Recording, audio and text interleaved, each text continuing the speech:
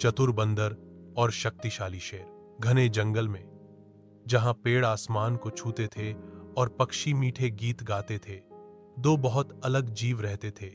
एक शक्तिशाली शेर जिसका नाम था शेरा, और एक चतुर बंदर जिसका नाम था भोलू। शेरा जंगल का राजा था। उसकी दहाड़ इतनी जोरदार थी कि पूरा जंगल थर्राता था। सभी जानवर उससे डरते और उसकी आज्ञा मानते थे। परंतु शेरा में एक कमजोरी थी, उसका घमंड। उसे लगता था कि ताकत ही सब कुछ है और बुद्धि की कोई कीमत नहीं। भोलू दूसरी ओर छोटा, फुर्तीला और होशियार था। वह पेड़ से पेड़ झूलता, फल खाता और मजे करता।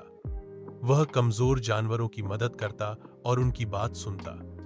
उसकी चतुराई के किस्से जंगल भर में मशहूर थे, लेकिन शेरा उसे अक्सर केवल एक मजाकिया बंदर समझकर नजरअंदाज कर देता। सूखा और संकट। एक साल जंगल में भीषण गर्मी पड़ी।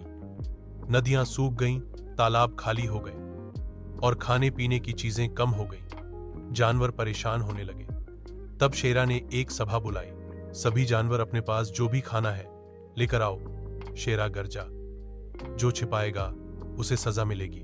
डरे सहमे जानवर अपनी जमा की हुई थोड़ी बहुत चीजें लेकर आए। शेरा ने सबसे पहले और सबसे अच्छा हिस्सा खुद ले लिया।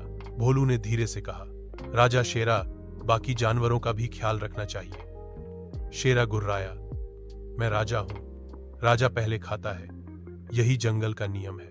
भोलू को समझ आ गया कि अब कुछ करना होगा, सिर्फ अपने लिए नहीं बल्कि सारे जंगल के लिए। भोलू की योजना। अगली सुबह भोलू ऊंचे पेड़ पर चढ़ा और जोर जोर से चिल्लाने लगा, हाय राम, एक और शेर जंगल में आ गया है और वह शेरा से भी ज्यादा ताकतवर है। यह सुनते ही सारे जानवर इकट्ठा हो गए। शेरा भी अपनी गुफा से निकल आया।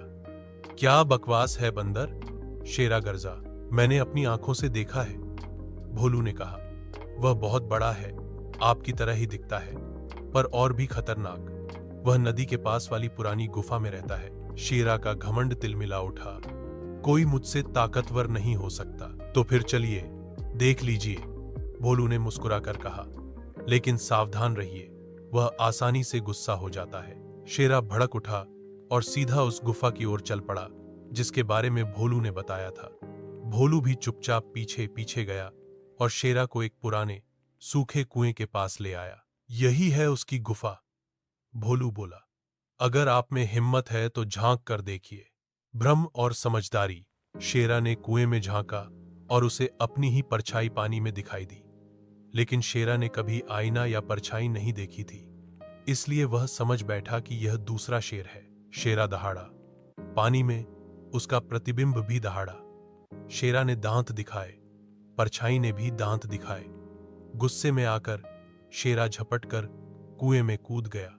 धप, कुएं में पानी बहुत कम था और नीचे कीचड़ था। शेरा फंस गया। दीवारें चिकनी थीं और बाहर निकलना मुश्किल था। बचाओ, शेरा चिल्लाया। भोलू कुएं के ऊपर आकर बोला, मैं आपकी मदद करूंगा, अगर आप वादा करें कि अब आप एक अच्छा राजा बनेंगे। शेरा गुर्राया, बंदर, मुझसे शर्तें मत रखो,